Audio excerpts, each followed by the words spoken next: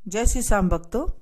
कार्तिक के महीने में ये शुक्ल पक्ष की जो एकादशी आती है, देव उठनी एकादशी, इसमें ऐसी दो चीज हम क्या चढ़ाएं जिससे हमें धन्य धान्य सुख संपत्ति और सारी मनोकामना पूरी हो जाती है। ऐसी कौन सी दो चीज है? देखिए, कार्तिक के जब तुलसा जी का विवाह करते हैं तो सबसे शुभ कार्य हमारे घर में होने लग जाते हैं, क्योंकि 4 महीने बाद विष्णु भगवान सो करके उठते हैं और सबसे प्यारा काम होता है तुलसा जी, जो भगवान विष्णु को अति प्रिय होती है। तुलसा जी के साथ उनका विवाह होता है और उसके बाद जो है सारे शुभ कार्य होने लग जाते हैं। अब इन शुभ कार्यों के साथ अब हम 2 काम कर लेते हैं तो हमारे जीवन में भी सारे शुभ शुभ होने लग जाते हैं, क्योंकि कई ऐसे दिन आते हैं जिसमें हम कुछ शुभ काम कर लेते हैं तो हमारे जीवन में जो है बदलाव आने लग जाता है। जिनके अंदर बुद्धि नहीं है उनको बुद्धि आने लग जाएगी, जिनके अंदर विद्या नहीं है उन्हें विद्या आने लग जाएगी, क्योंकि तुलसा जी जो है बुद्धि और विद्या की भी देवी मानी गई है। क्योंकि जो पत्ते हैं, अगर हम उन्हें सुबह सुबह, तुलसा जी के जो पत्ते होते हैं उन्हें हम पानी के साथ निकल जाएं तो हमारे जितने भी पेट की बीमारी होती है वो कहते हैं कि दूर हो जाती है। ये कहना ही नहीं है। देखिए, पहले के जमाने में तुलसा जी को तांबे के पात्र में मंदिर में रखते थे तोड़ करके, और वो हमें चरणामृत के रूप में सुबह सुबह खाली पेट दिया करते थे। ये तो थी हमारे धर्म के अनुसार, शास्त्र के अनुसार, क्योंकि जो बड़े बुजुर्ग हमारे ऋषि मुनि होते थे वो बहुत ज्ञानी हुआ करते थे कि जब चरणामृत लेंगे तो खाली पेट में तुलसा जी इनके पेट में जाएगी और उसके बाद ये जो है दुरुस्त रहेंगे।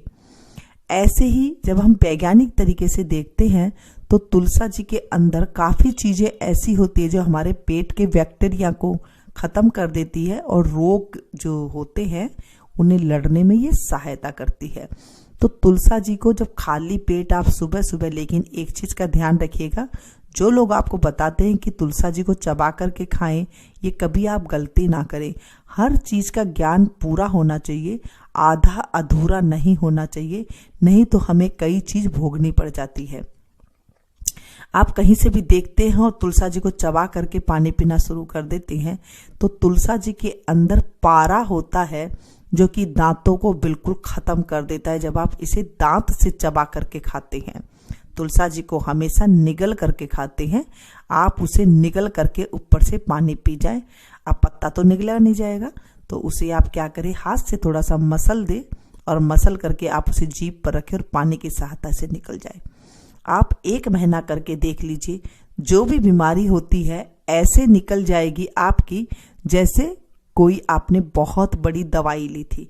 तुलसा जी के अंदर पारा होने के साथ साथ जब आप पेट में इसे डालते हैं ना, तो पेट में जो कीटाणु होते हैं, गंदे कीटाणु हो जाते हैं, पनप जाते हैं, जैसे कीड़े हो जाते हैं या फिर कोई रोग लग जाता है, जो रोग वाले कीटाणु होते हैं उनसे ये लड़ती है जब खाली पेट हम तुलसा जी लेते हैं।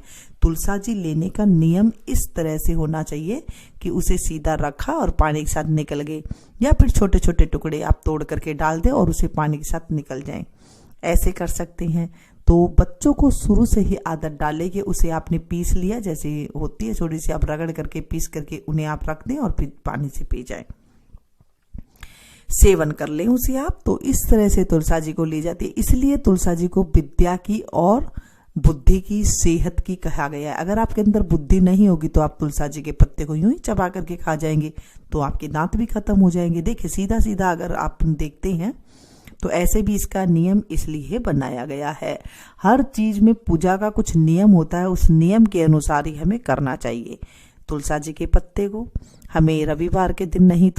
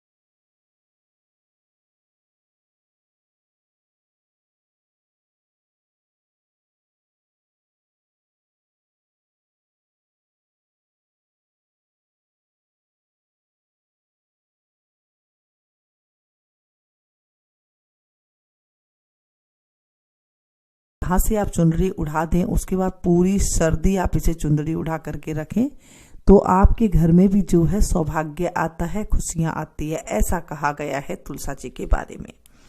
तुलसा जी को जब आप दीपक जलाएं तो ध्यान रखिएगा, तुलसा जी के आगे जब हम दीपक जलाते हैं तो उसका आप एक चीज का ध्यान रखें, एक तो वो पूरब मुखी दीपक हो, इधर पश्चिम में ना जलाएं। मुख जो हो उसका दिया जो जलता हुआ हो वो पूरब की तरफ हो, और तिल का तेल से आप दीपक को जलाएं। जब तिल के तेल से आप दीपक जलाएंगे, क्योंकि तिल भगवान विष्णु को अति प्रिय है, जब चौमुखा दिया आप जलाएंगे, चौमुखा दिया जलाना है। सिंपल अगर चौमुखा दिया नहीं आता है ना तो दो बत्ती आप, दो लंबी लंबी बत्ती बना लीजिए और वो दीवे के अंदर आप आडी रख दीजिए, मतलब क्रॉस करके रख दीजिए, तो चारों तरफ एक एक बत्ती का मुंह आ जाएगा और दिए को तिल्ली के तेल से भर दीजिए और उसे जला दीजिए।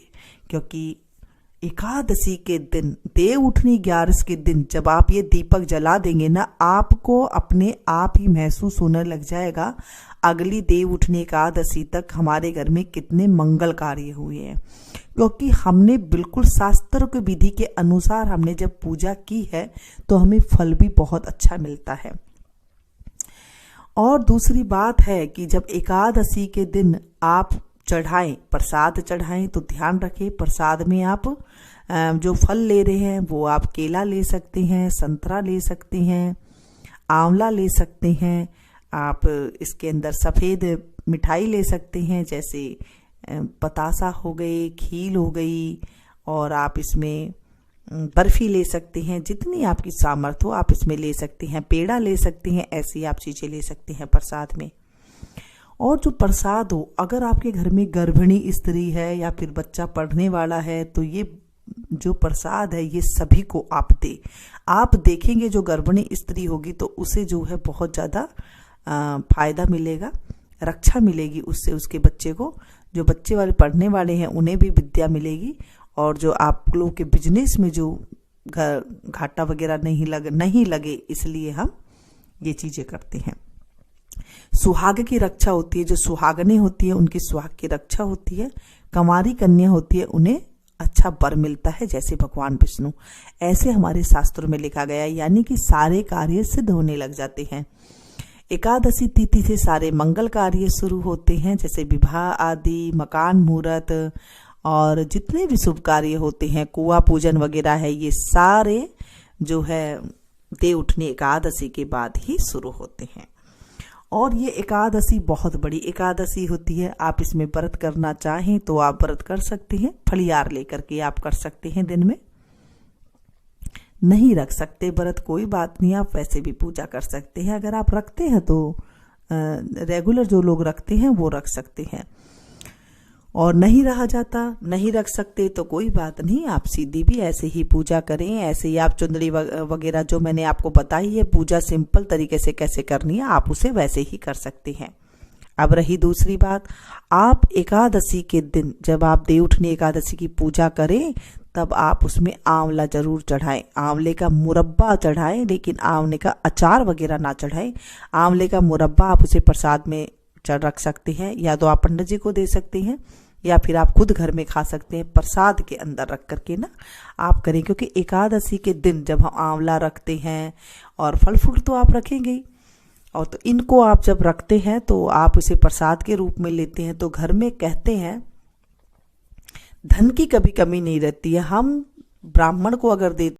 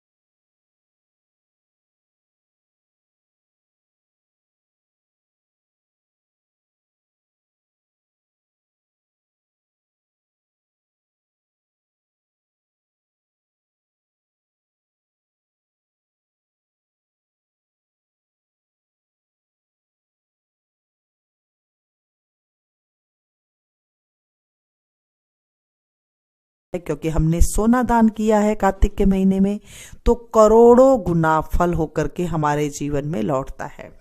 आंवला, आंवला हमारे लिए बिल्कुल औषधि है। आपने देखा है जब आंवला नवमी आती है तभी से आंवला शुरू हो जाते हैं खाने के लिए। तो ये हमारे शरीर में इतने रोग को दूर करता है आंवला कि हम कह नहीं सकते हैं। आंवला लंबी उम्र देता है, आंवला से सारे रोग दूर हो जाते हैं।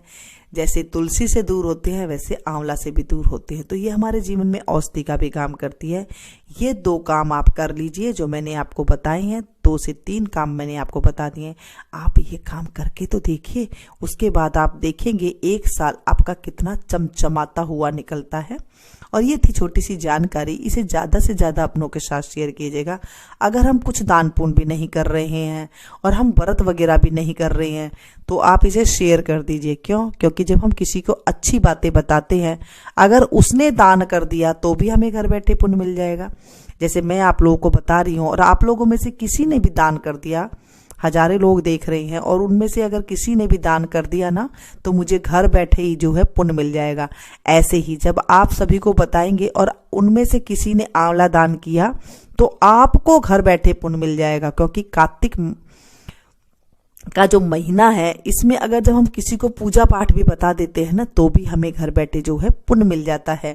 ये सब जानकारी हमारे बड़े बुजुर्ग, ऋषि मुनि, हमारे धर्म में, हमारे ग्रंथों में लिखी हुई है। तो ये सारी बातें हमें अपनानी चाहिए। क्योंकि ऐसे भी आपने सुना होगा, कर अच्छा तो हो अच्छा, कर भला तो हो भला। तो हमें लाभ मिलने लग जाता है जब हम कुछ भी अच्छा काम करते हैं, हमें स्वर्ग की प्राप्ति घर में मिल जाती है। अब स्वर्ग में क्या है देखिए, पहला सुख है निरोगी काया, दूजा सुख है हाथ में माया, तीजा सुख है कहा में नारी, चौथा सुख है पुत्र आज्ञाकारी। ये चारों सुख जिसके पास है वो कभी आदमी दलिद्र नहीं है, नरक नहीं भोग रहा है। अगर ये चारों सुख किसी के पास है तो समझ लीजिए वो स्वर्ग भोग रहा है। जब हम आंवला खाते हैं, आंवला दान करते हैं तो हमारे जीवन से जो है रोग चले जाते हैं। तो पहला सुख निरोगी काया है। दूसरा सुख है हाथ में माया। जब आप अच्छे कर्म करेंगे तो आपके घर में धन संपत्ति आने लग जाएगी, हमारे घर में सुख शांति आने लग जाती है, तो हम सुखी हो जाते हैं, माया से भी सुखी हो जाते हैं। तीसरा सुख है कहा में नारी। अगर नारी कहा में हो, औरत अगर कहा में हो, औरत अगर आदमी और औरत की अगर अच्छी बनती हो तो वहां पर कहा क्या हो जाता है, कहा में नारी, तो वो आदमी सुखी हो जाता है। चौथा सुख है पुत्र आज्ञाकारी।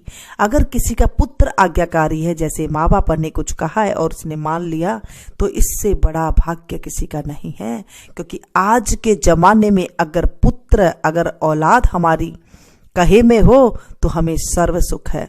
तो इसीलिए हमें जब ऐसे ऐसे त्योहार आते हैं, ऐसे ऐसे दिन आते हैं, शुभ दिन आते हैं, हमें शुभ कर्म कर देने चाहिए, अच्छे अच्छे कार्य करने चाहिए, अच्छे लोगों की संगति सुननी चाहिए, अच्छी लोगों की संगति करनी चाहिए। तो हमारे जीवन में भी जो है उजाला आता है।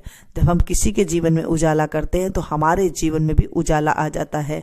ये जो 4 सुख है, ये 4 सुख के लिए हमें कार्तिक का महीना दिया गया है। भगवान विष्णु को अति प्रिय है, लक्ष्मी माता के दिन आते हैं। अब इस महीने में देखिए कितने सारे त्योहार आते हैं जो हम सारे मनाते हैं।